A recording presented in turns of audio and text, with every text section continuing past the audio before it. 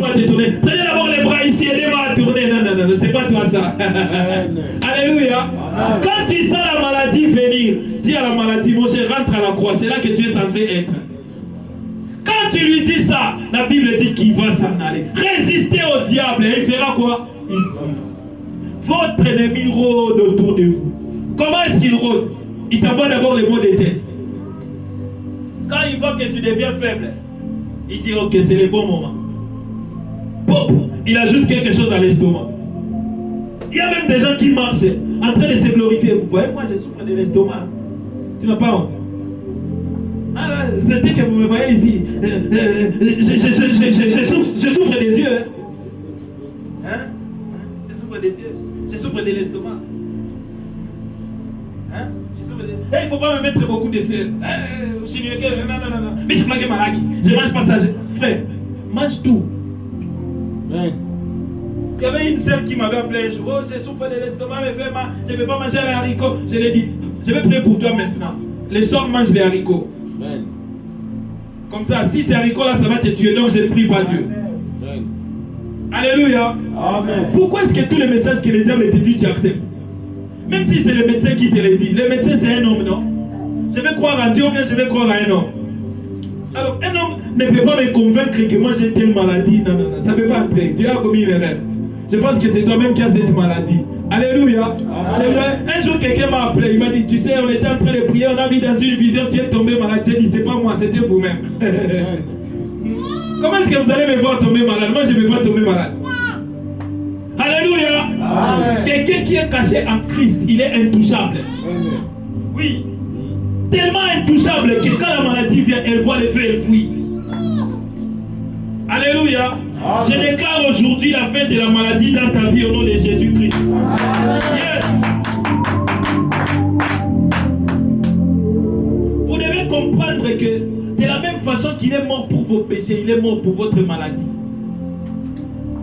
Tu vois, quand tu te sens, quand tu prêches, c'est comme ça que tu es censé te sentir quand tu tombes malade. C'est comme ça. Parce que la maladie, c'est une conséquence du péché. Si c'est la maladie, c'est une conséquence du péché. La Bible dit ici que les conséquences de notre péché, Jésus les a portées à la croix. Pourquoi est-ce que la maladie revient? Elle vient chercher si tu as la conscience de ce que tu es en Christ. Quand elle voit que tu ne dis pas ce que Dieu a dit, elle trouve place en toi. À vrai dire, un enfant de Dieu n'a même pas besoin qu'on prie pour lui. Votre relation avec Dieu, ce n'est pas une relation où vous êtes censé lui demander chaque jour. Non, non. C'est une relation où vous venez l'adorer, puis vous venez régner sur terre. Vérifiez un peu la vie que Jésus menait sur terre. La nuit, il est en train de prier, il prie.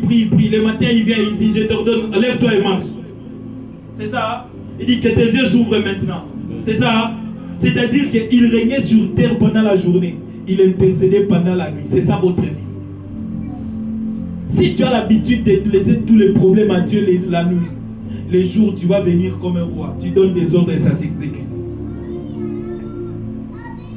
J'avais dit, vous êtes des dieux. Beaucoup de chrétiens, ils vivent avec la conscience de l'esclavage. Je vais vous expliquer ça. La Bible dit qu'il y avait un homme qui avait 2 fils. Vous connaissez l'histoire, hein?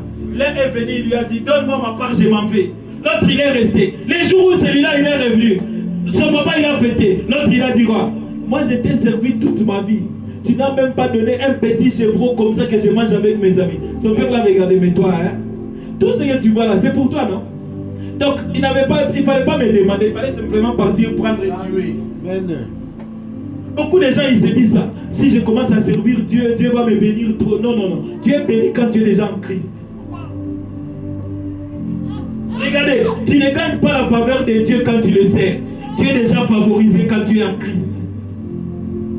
C'est là-bas que la Bible dit tout ce qu'il fait lui réussit. Le simple fait que tu es en Christ, tu es au bon endroit. Amen. Alléluia. Amen. Servir Dieu, en réalité, tu es en train de te servir toi-même. C'est ça la mentalité de l'esclave.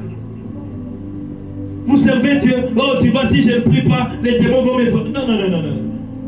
Les démons n'ont pas de place sur toi. Amen. Oh, Dieu ne va pas me payer. Tu ne sers pas Dieu pour qu'il te paye un salaire. Tout ce qu'il a t'appartient. Tout tout ce qu'il y a en Dieu est en vous. La Bible déclare